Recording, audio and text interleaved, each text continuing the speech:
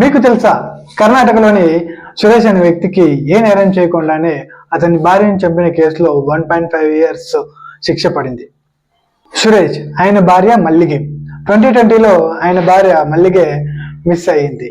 ఆయన పోలీస్ స్టేషన్లో missing case కూడా ఫైల్ చేశారు. పోలీసులు ఎంక్వైరీ చేసి ఆయనే చంపినట్లుగా, సురేషే చంపినట్లుగా నిర్ధారించి వాళ్ళకు ఒక స్కెల్టన్ దొరికింది. దాన్ని DNA టెస్ట్ చేసి అది మళ్ళీ గదని నిర్ధారించి కోర్టులో ప్రూఫ్స్ అన్ని సబ్మిట్ చేశారు. కోర్టు ఆయనకు శిక్ష కూడా విధించింది.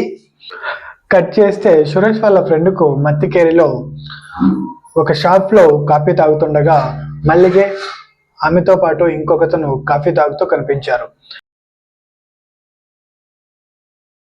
దాన్ని ఆయన వీడియోలు ఫోటోలు తీసి పోలీసులకు సమర్పించగా పోలీసులు ఎంక్వైరీ చేసి ఆమె బతికే ఉందని, ఆమె ఇంకొకరిని పెళ్లి చేసుకొని ఆయనతో సహజీవనం చేస్తోందని నిర్ధారించారు.